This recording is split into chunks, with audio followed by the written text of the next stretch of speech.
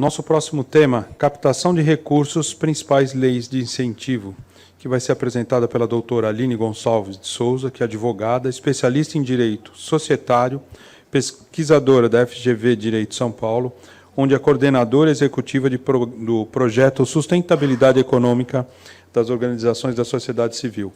Foi consultora da Unesco e atuou na Secretaria-Geral da Presidência da República na agenda do Marco Regulatório das Organizações da Sociedade Civil. Doutora Aline, seja bem-vinda. Eu preparei uma apresentação com três momentos. Pode passar os slides. Obrigada. Obrigado, Rita. Eu fiquei muito curiosa para ver como é que se dá uma palestra em 30 minutos sobre incentivos fiscais. E para isso, uma coisa muito boa, eu olhei no Observatório Terceiro Setor, tem várias palestras dos últimos anos, então é uma fonte muito importante, então parabenizo o Joel também por esse esforço da transmissão ao vivo e da gravação dos vídeos. Isso me ajudou, então, a organizar uma apresentação que eu penso que pode agregar com as que já aconteceram, trazendo algumas novidades. Então, por isso é que eu separei, para além de fazer um panorama normativo, que até queria consultar. Quem aqui já tem experiência com incentivo fiscal do terceiro setor? Levanta a mão, por favor. Então, temos pessoas começando agora a conhecer do tema. Então, é bom a gente fazer esse panorama normativo. E aí, para quem já está mais acostumado, separei outros dois temas. Um sobre econômico, para a gente conversar sobre a efetividade dos incentivos fiscais, quais são os números hoje que estão sendo transferidos para as organizações, e uma questão cultural, para a gente entender como somos nós, doadores, usando incentivos fiscais ou não. E aí também queria fazer uma pergunta para aquecer. A gente tem diversos incentivos fiscais, vocês vão ver agora, a gente vai fazer esse panorama, fiquem tranquilos, todo mundo vai sair daqui tendo uma visão geral.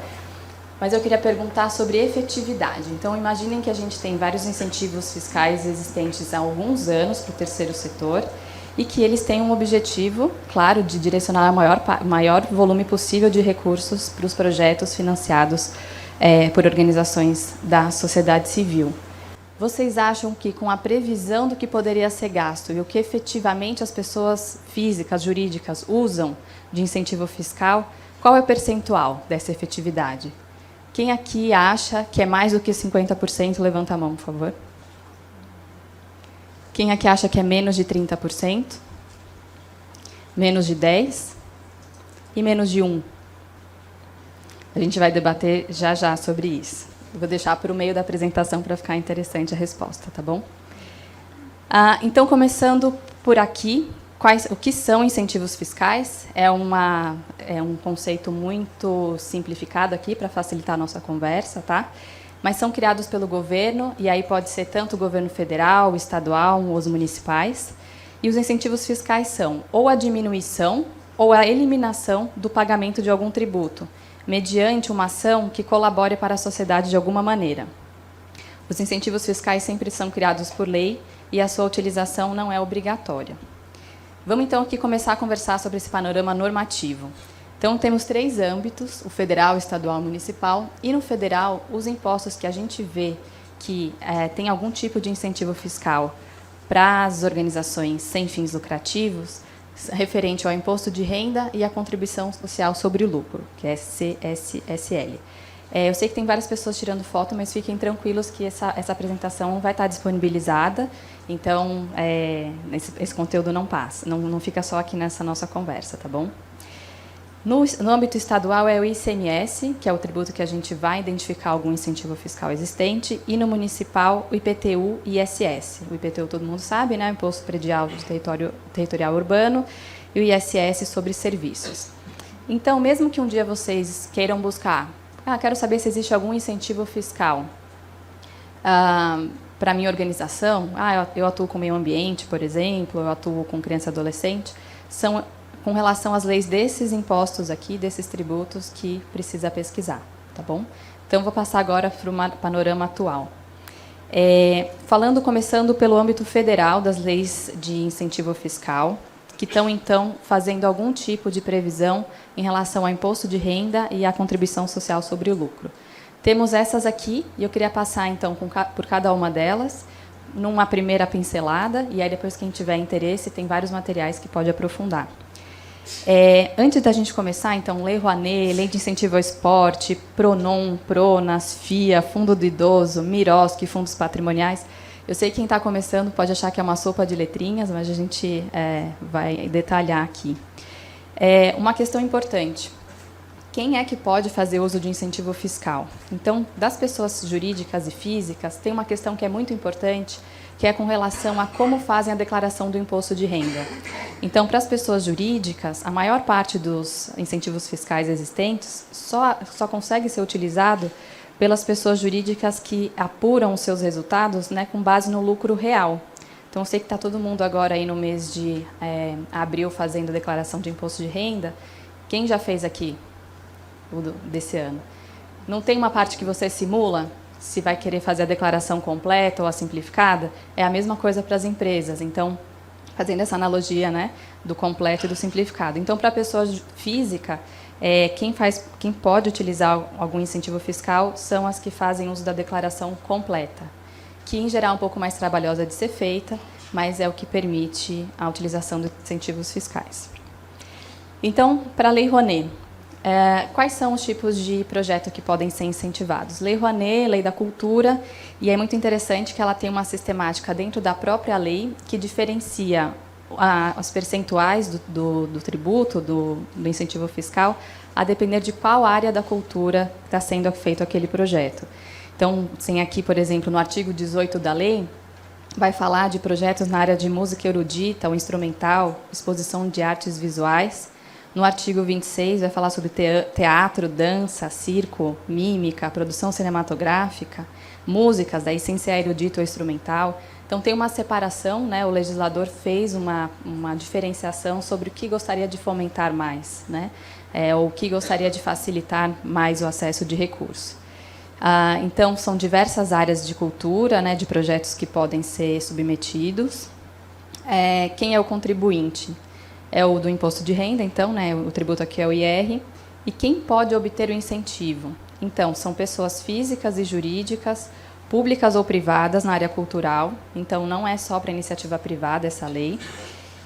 E no caso do Fundo Nacional de Cultura, pessoa física ou jurídica sem finalidade lucrativa. Então, é possível que empresas com fins lucrativos acessem incentivos fiscais da Lei Rouanet, tá bom?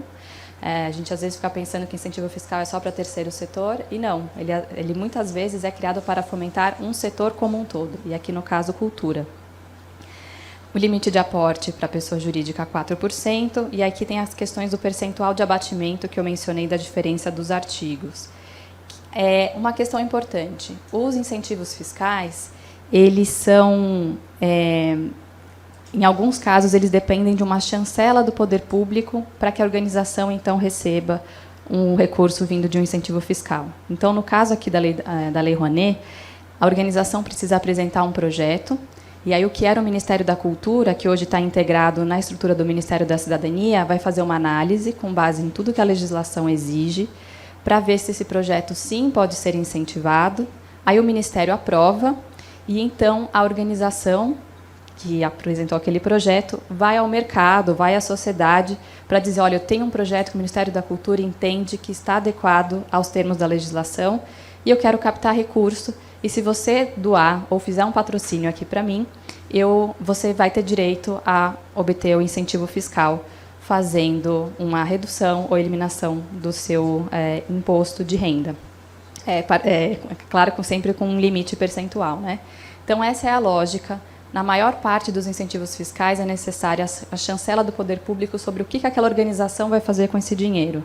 Essa é uma lógica que ela é muito baseada em projetos. Então, a organização precisa apresentar um projeto, prever todos os custos de pessoas, de equipamento, para que, então, possam aquele recurso carimbado, né, porque ele só vai poder ser usado para aquilo, ser utilizado.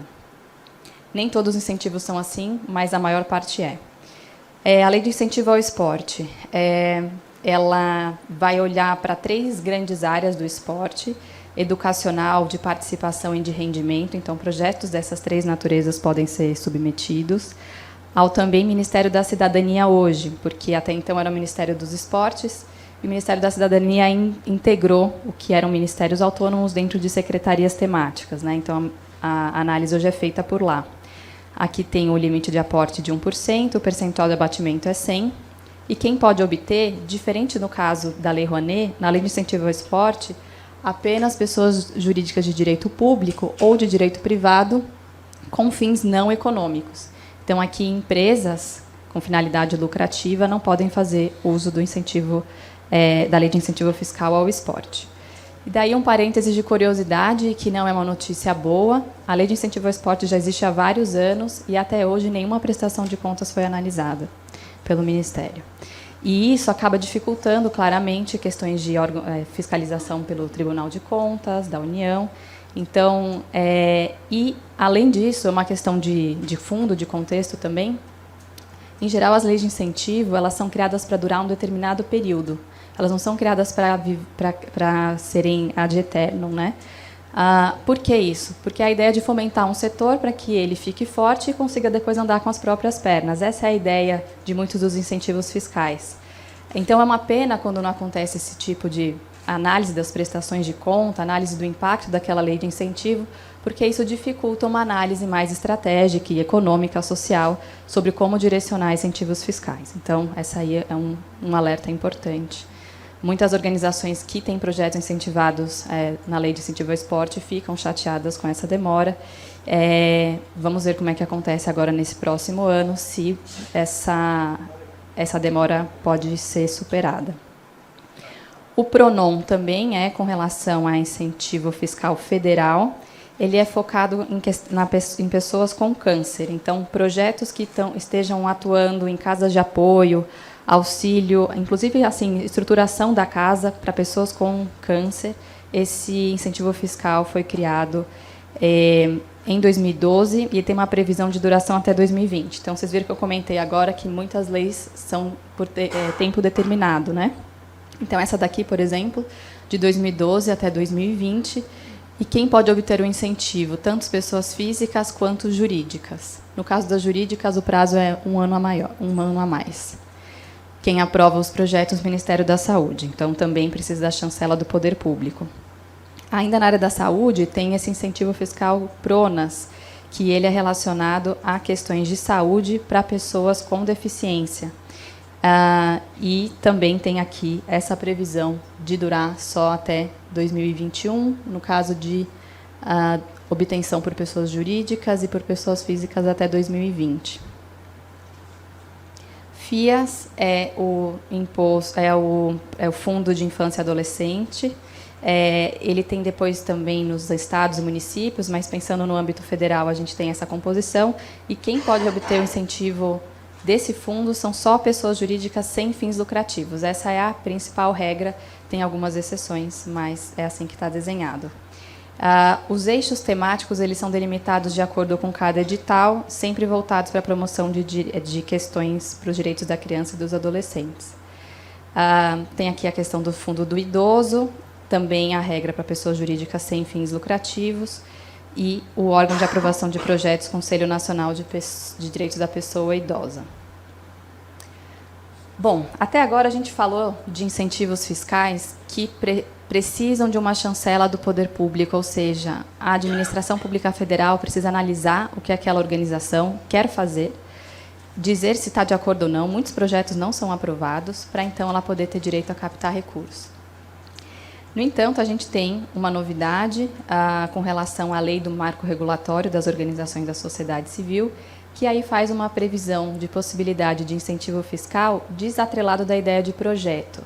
E essa aqui é uma novidade importante. Ela já existia para o caso das organizações tituladas como OCIP e Utilidade Pública, até pouco tempo atrás, e era o único incentivo fiscal que permitia um financiamento de despesas operacionais em geral. Ou seja, a organização pode ter liberdade de fazer o que quiser dentro da licitude do seu estatuto social, seguindo o seu programa de compliance, se tiver. Pode alocar da maneira que for mais adequada para o seu planejamento financeiro estratégico daquele ano, não precisando ter um projeto tão detalhado, temático, para usar esse recurso do incentivo fiscal. Então, é muito interessante quem pensa numa diversificação de fontes de captação de recursos, sabe que é muito importante ter esse dinheiro não tão carimbado assim. Então, claro, direcionado para a organização, realizar as suas ações do seu estatuto social e tudo mais, mas que não sejam projetos tão temáticos, tão amarrados, que aí permite com que ela faça uma gestão, inclusive investindo no seu desenvolvimento institucional. Então, essa é uma novidade importante, só que só pessoas jurídicas podem fazer a utilização desse incentivo fiscal. Então, se nós, como pessoas físicas, quisermos fazer a utilização de um incentivo fiscal para uma organização poder utilizar aquele recurso como ela, no seu planejamento, achar mais adequado, a gente não consegue hoje.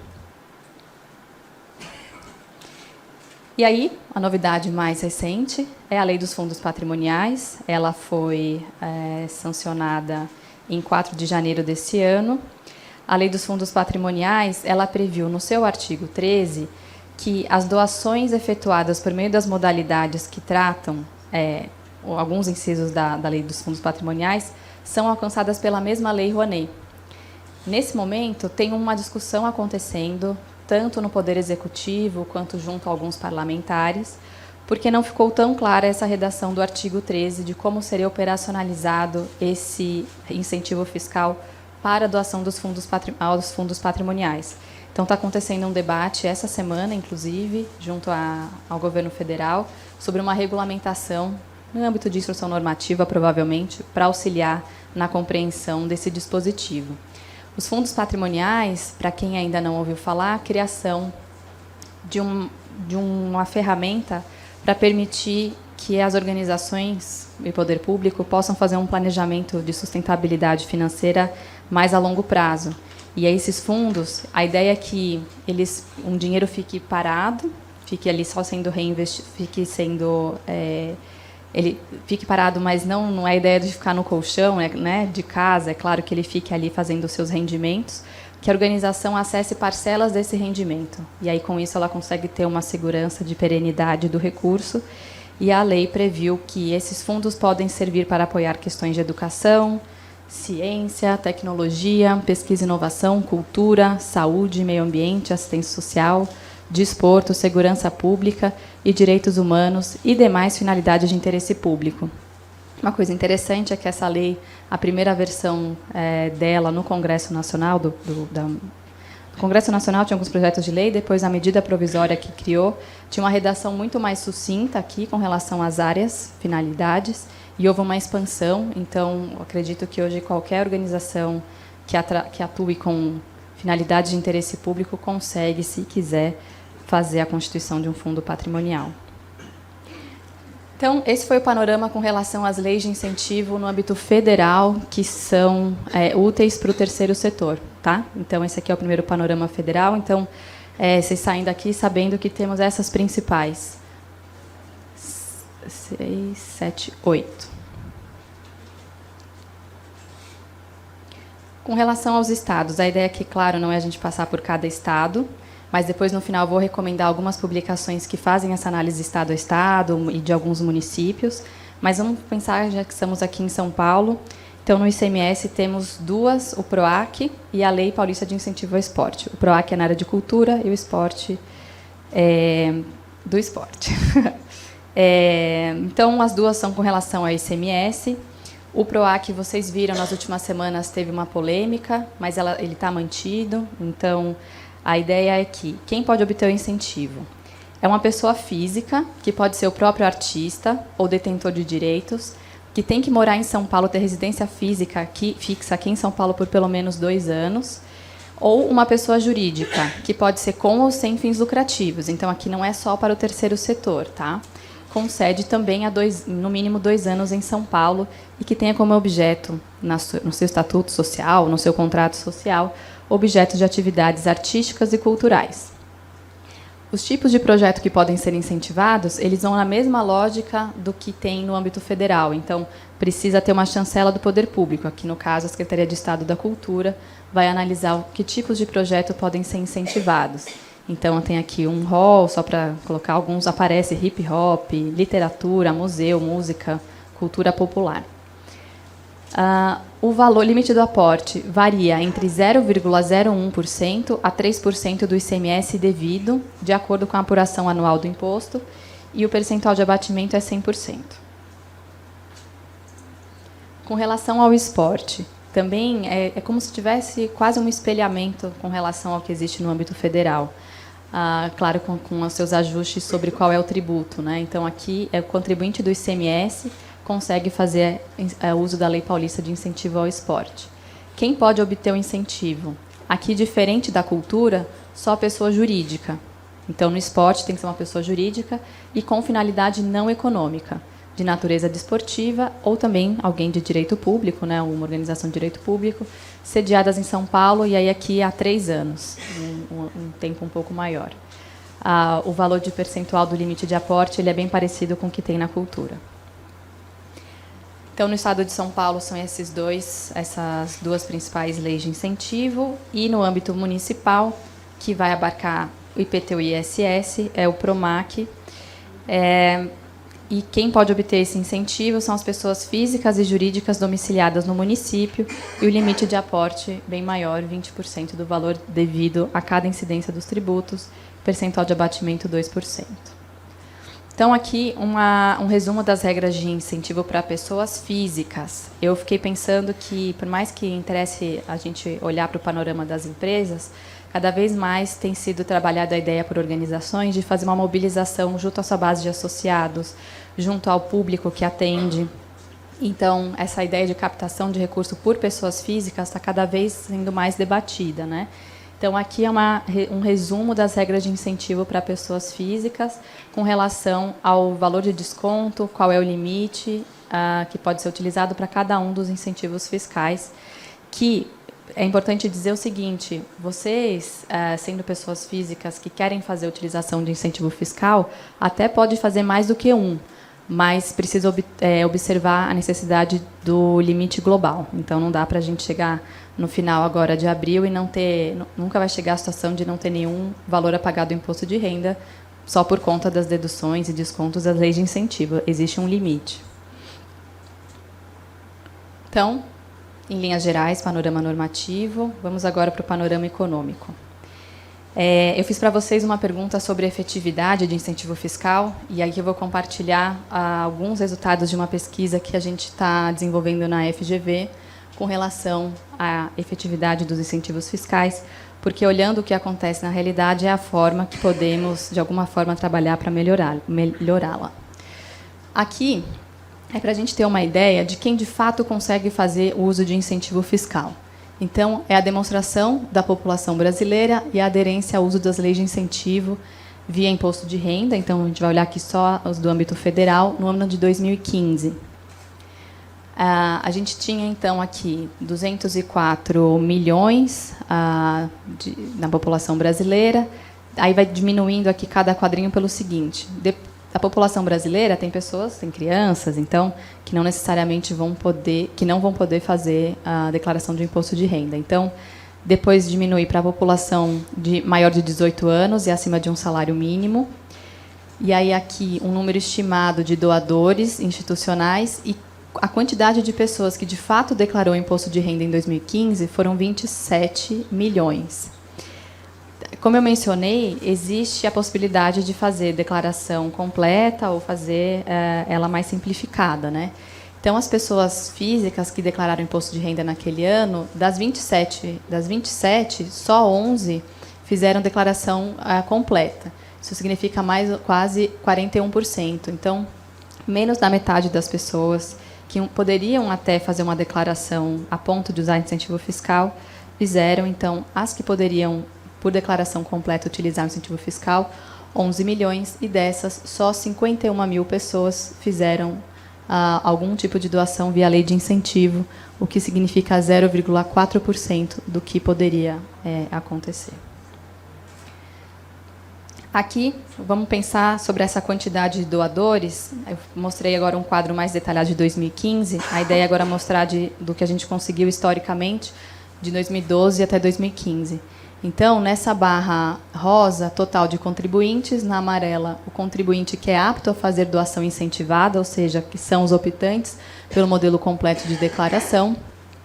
E nessa barrinha verde, que quase não dá para ver, são os doadores efetivamente, né? Que então significou, em 2012, 0,16% dos potenciais, 2013, 0,32%, 2014, 0,45% e se manteve em 2015. Isso mostra que a gente tem um potencial não utilizado muito grande, que pode ser justificado também em razão do incentivo fiscal ser só permitido para quem faz declaração completa. Então, esse é um tema a ser debatido. A gente tem pesquisado como é em outros países, se, por exemplo, seria razoável permitir o incentivo fiscal mesmo para quem faz declaração simplificada, e com isso a gente aumentar. Mas, ainda assim, do potencial que poderia ser utilizado de quem faz declaração completa, é muito baixa a efetividade de utilização de incentivo fiscal por pessoa física. Aqui, com relação ao limite global de renúncia fiscal que o Poder Executivo, né, junto também à discussão no Congresso Nacional, limita. Isso para dizer o seguinte, que o Poder Público já tinha previsto no seu caixa orçamentário que não atrapalharia suas contas, até um limite de tantos % a utilização por utilizar esses incentivos fiscais, fazendo as suas decisões políticas de que é importante ajudar a fomentar todos aqueles setores que eu mencionei. E aí a gente faz uma utilização muito baixa desse limite global. Então, 2012 foi 0,16%, 2013 0,32%, todos abaixo de 1%. Então, tem um potencial muito grande a ser trabalhado. E aí identificar as causas do porquê dessa tão baixa efetividade é muito importante para que possamos avançar. E aí, passando aqui para a terceira e última parte, quem tiver alguma pergunta pode já ir mandando. Questão do comportamento no panorama cultural.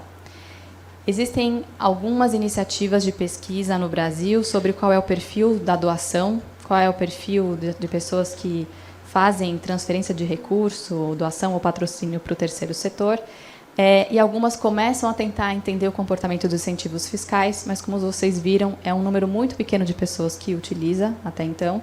Então, as pesquisas, em geral, olham para uma questão maior de comportamento sobre doação para o terceiro setor no Brasil. A pesquisa Doação Brasil, do IDES, de 2015, ela mostra que a maior parte dos brasileiros, então 77%, fez algum tipo de doação em 2015. Vamos olhar aqui que tipo de doação? Começando aqui pela esquerda. Não fez doação. Aqui não fez doação. Vamos começar aqui. Fez alguma doação de tempo, bens ou dinheiros. 34% doou tempo, então trabalho voluntário. 62% doou bens. 52% doou dinheiro em geral. 9% doou dinheiro somente para conhecidos, esmolas ou dízimos. E 46% doou dinheiro institucionalmente.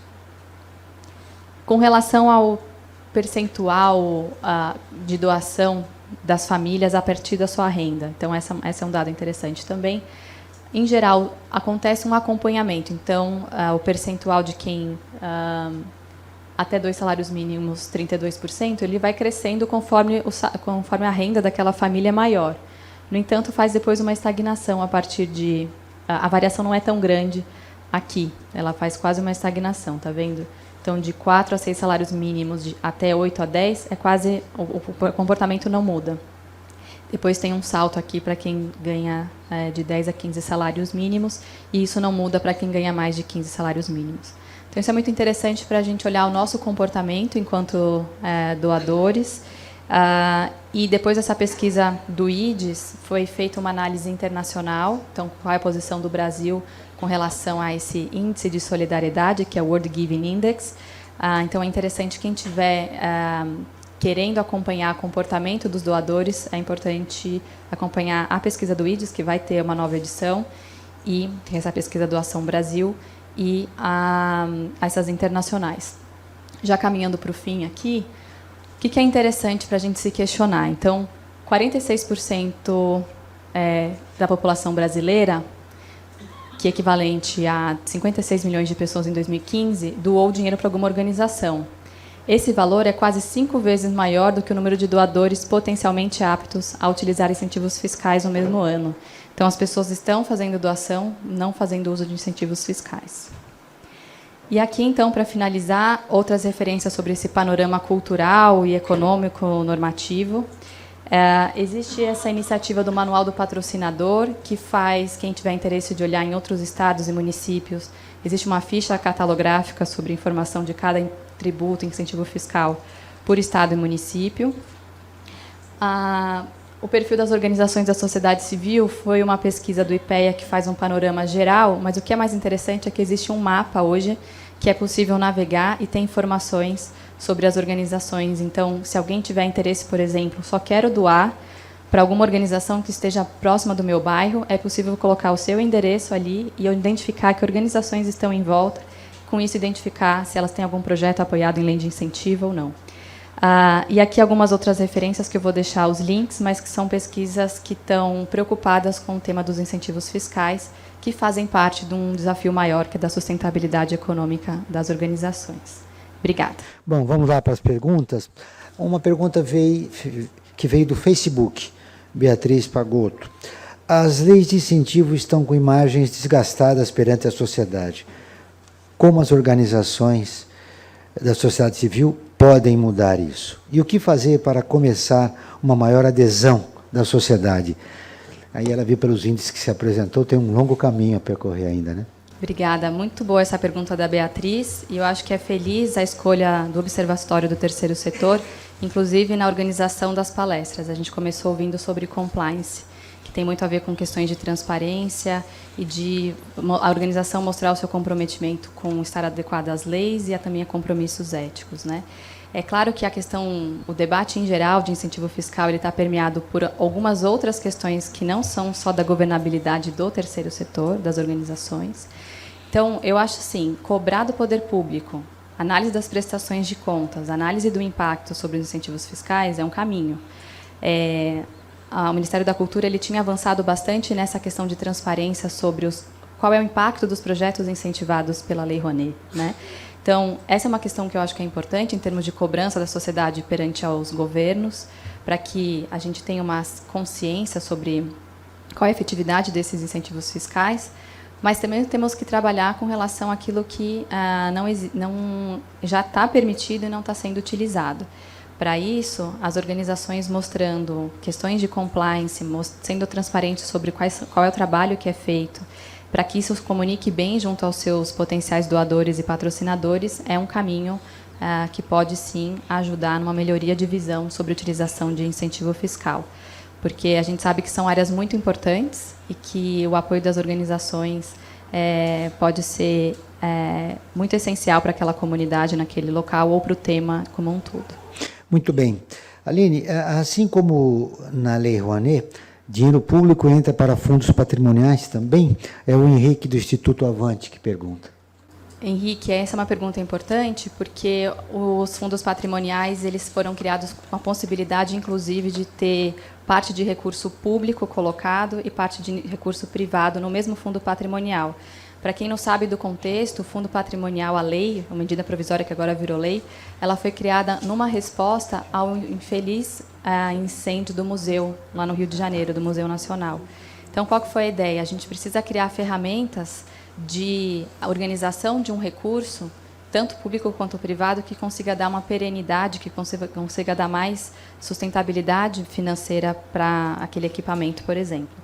Então, existem algumas modalidades na lei dos fundos patrimoniais, ele pode ser de vários formatos, inclusive só recurso privado. Então, precisa olhar, tem as modalidades que estão lá na lei. Muito bem. A Renata do Fomentos, que é a Associação Brasileira de Fomento ao Esporte, Cultura e Desenvolvimento Humano. Obrigado pela pergunta, hein, Renata. Mesmo com projetos aprovados através da lei de incentivo, muitas vezes não se consegue chegar na porcentagem de captação e o projeto é perdido. As empresas desconhecem as leis. Como fazer para mudar e conseguir esta captação? Renata, essa é uma questão que realmente é muito difícil, porque eu já acompanhei algumas elaborações de projeto e, em geral, a gente acha que na hora que consegue a aprovação pelo Ministério, vai ser fácil, todo mundo vai querer fazer uma doação, um patrocínio para aquele projeto. Então, a gente precisa reconhecer que é um desafio, após a chancela do poder público, né, ter a aprovação do projeto, vai ter um trabalho grande da organização poder fazer essa captação. Mas tem uma novidade aqui que eu acho que pode ajudar, que é esse exemplo aqui da Simbiose Social.